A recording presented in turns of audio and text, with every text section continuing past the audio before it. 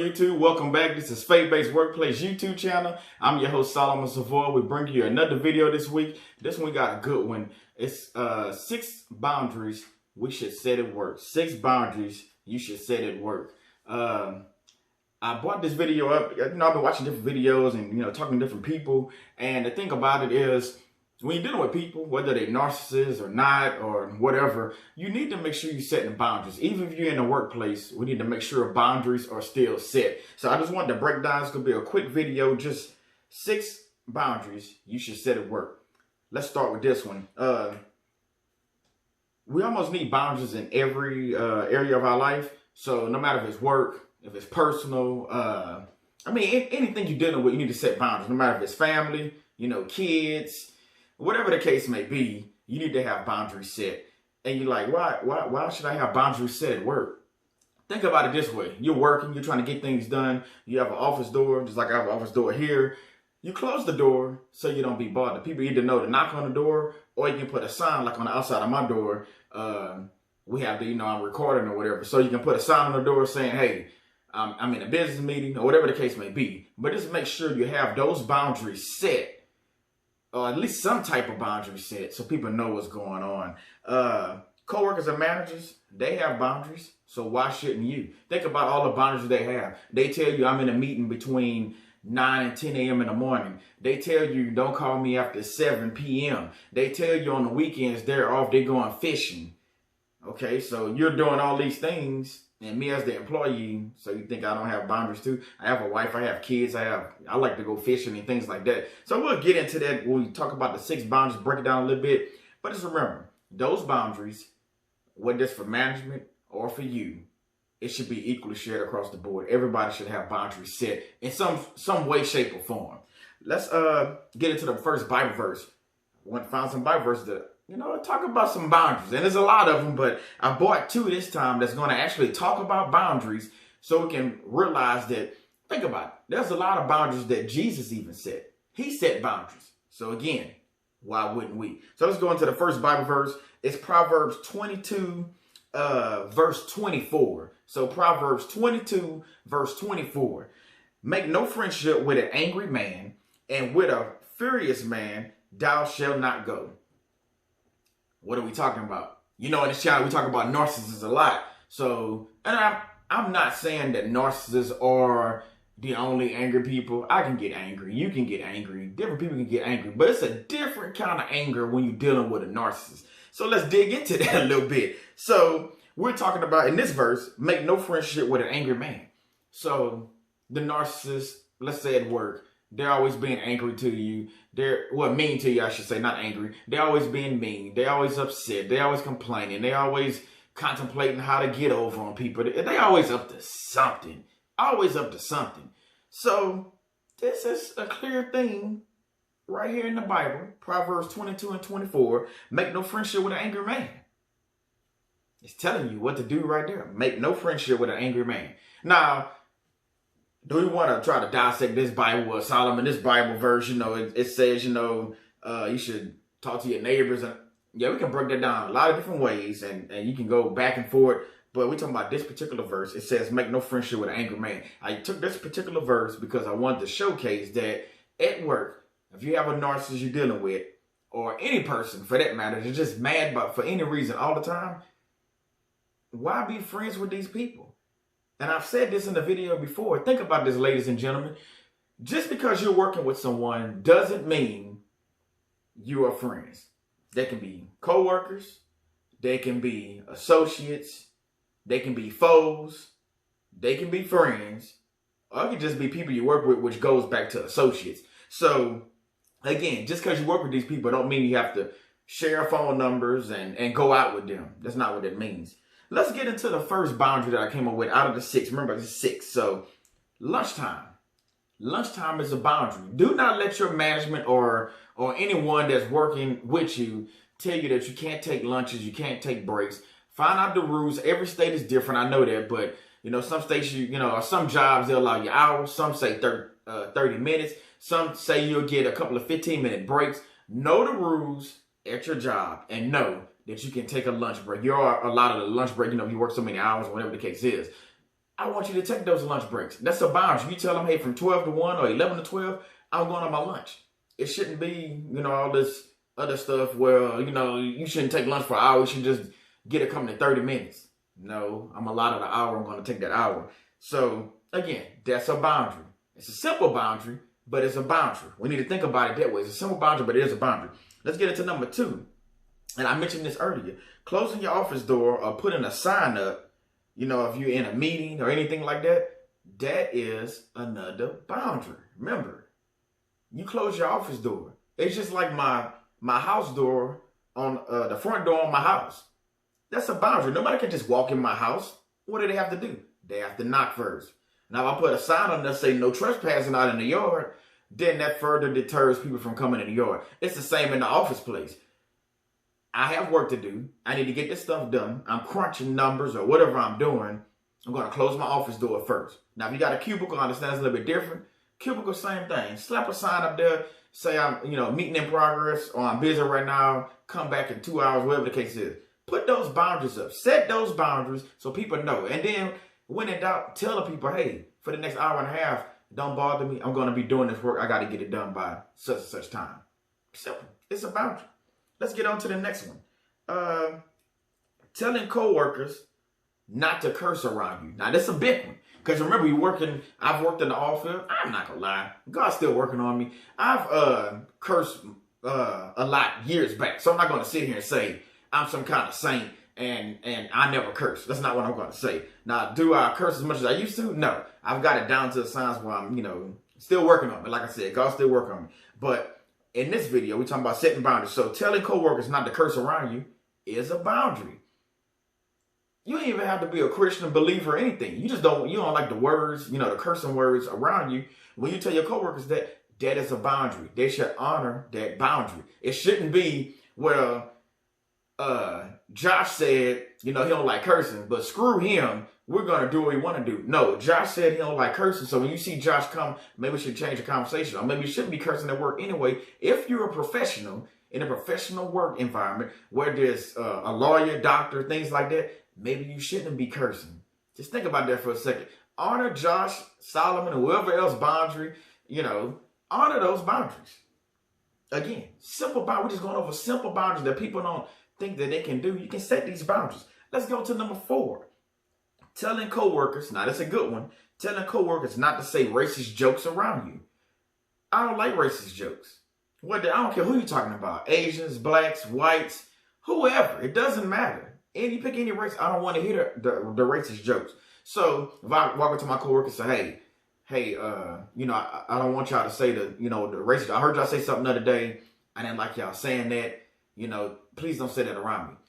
That, again, is another boundary. It's a simple boundary, but it's a big boundary. You don't want the cursing. You don't want the racist jokes told around you. Go ahead and tell them, hey, I don't want that. Again, they should honor your boundaries. And we got 2 more, and right after that, I'll tell you what you should do in the event they don't honor those boundaries. So number 5, not attending holiday parties for personal reasons. It could be for any reason. Religion, you just don't want to do it. You don't want to be around your coworkers. Remember, they're not all your friends anyway. You just don't want to be in the environment. You don't want to be around a narcissist supervisor in an environment where he's getting drunk and he's liable to say anything, cursing, the racist jokes, the jokes, that, just rub you the wrong way, whatever the case is. But in this one, you don't want to attend those parties. They can't force you to go. That is a boundary, again, that you're setting. Just remember, you're setting boundaries for you, your peace of mind, and just things that you want. So that's another boundary. Remember, small but effective. It's a small boundary, but it's effective.